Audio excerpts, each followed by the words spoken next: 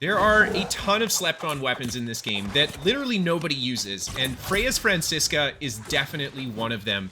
The cooldown reduction on this build is crazy. You've got like a 5-second berserk cooldown, and you can throw a light attack rending throw, light attack social distance, light attack rending throw, all in succession of each other. And the amount of damage you can do with these combos, I mean, just look at the footage. It's absolutely crazy. I honestly never thought a throwing hatchet build could feel so good to play. Now, I'm gonna start including written guides to all of my videos right off the bat, and I'll be updating the guides as I make some changes to the build. So if you want that written guide, it is linked down below for you guys. And of course, if you have an awesome clip you want to see in the New World Top 5, feel free to send that to Kristofer at pvpnewworld.com. And as always, there's going to be a little bit of a breakdown of the build at the end of the video. And I've got one kind of nice, long PvP commentary for you guys today, starting off in the enemy outpost, like always. And the fire staff guy that I see as I enter here is surprised right away by the damage from the hatchet. He quickly exits out, heals up, and I do a ton of damage with the Greatsword once he tries to get on top of me. And there's a nice little rending throw, good and ready for him, and he goes down. And then I quickly hit my berserk, and I start hucking hatchets at the next guy here. And this is where hatchet's crazy, man. The cooldown that this build has is just nuts. Huge damage, 4k damage on that rending throw after hitting an almost 4k social distance. And both the abilities off cooldown right away.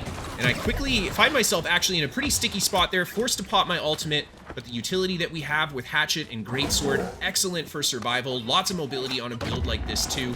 And there I get caught inside the Maelstrom right away. Just go for the social distance throw and break a little bit of distance between these guys. Now I'm just gonna backpedal to a little bit of distance here. The 3 enemy players coming towards me. One of them ends up not chasing, so I turn around, try to get some slashes on the Greatsword. The fire staff guy being a little bit on the shy side. He doesn't end up coming towards me enough. And I love the playstyle of this. We can just chip away at his health with the hatchets. You have a very rapid light attack with this kind of a setup. And as soon as we land that rending throw, he's going to take a ton of damage from anything that connects with him. Another friendly player tries to come in here. He ends up getting killed very quickly. And I'm just going to keep on backpedaling a little bit. Try to pull these guys to a little bit of terrain. The nice thing about the hatchet is it is a powerful ranged option up close, but it is not a great option if we're fighting at a huge distance. And then I see the Greatsword player come around the corner. I hit a few hatchets into him. There we land the rending throw into the light attack. Sorry, the other way around. And 4 enemy players on top of me. I try to go for the poke with the Greatsword, but I'm a little bit early. And we're just going to do a lot of movement here to stay alive. The thing, too, about this kind of a setup is that there's no reload time like with a musket. You don't have to pull a heavy attack like with the bow to hit huge damage. So we're able to bounce around really quickly on a build like this.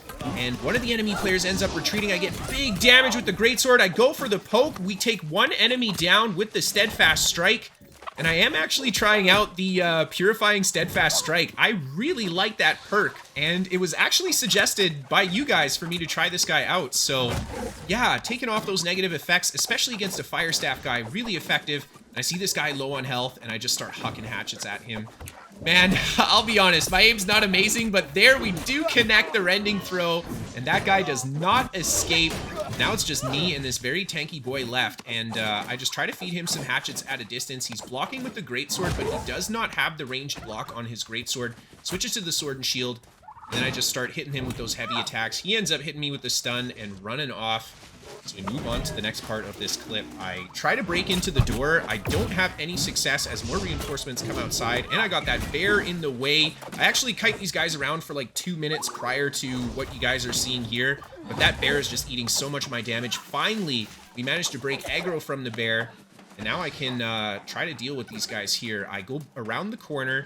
I go for the spin as we come around the corner. I get damage on this guy. I hit him with the Greatsword heavy attack. I try to go for the poke. He does a great job dodging away. And there's the hatchet, man. We connect one hatchet attack. There's the light attack.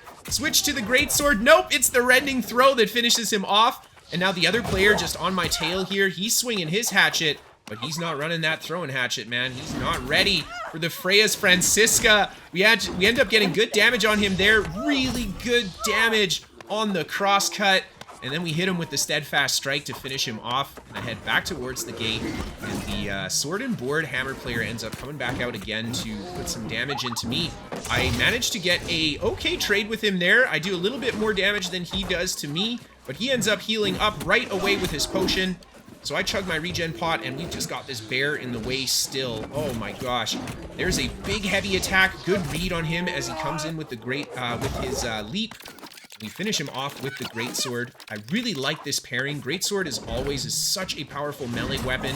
Very dangerous for people to be close to you when you're swinging the Greatsword around. And I feel like the Hatchet is also super dangerous. I think the damage is incredibly surprising. So it puts people in a bad spot where they really have to make a decision if they want to be in your line of sight or not. And here you can see this guy is just kind of... he's not really sure what to do anymore. He knows that it does a lot of damage. He's trying to block it with his shield. We just end up switching to the Greatsword, getting on top of him, and finishing him off. So I start working on the door here with my Hatchet. There's 2 players up top, and I just keep swinging at the door, honestly. I can do a lot of damage to the guys up top, but he's throwing axes at me too. But I want to lure them down here where we can actually make sure we can seal the kill when we get on top of them. I go on top of the Sword and Board Hammer player there. I get some pretty good damage. It looks like we've got a friendly player here shooting at them too. So I quickly switch to the target that he's focusing on there. Miss my Greatsword attack entirely. There's a nice big heavy attack with the Greatsword. This guy very low health. We throw the Hatchet at him. We miss. We go for the Greatsword crosscut. One of the enemy players goes down, and then my poor friendly here just getting chased down by these guys. I switch to the Hatchet, get a couple light attacks in, and then go for the poke on the Greatsword. Double crit. 2 enemy players going down to that. And that's just beautiful. I don't know what to say. This other guy here, he's like, oh shit. He ends up trying to pick up a little bit of the loot and then running towards the door.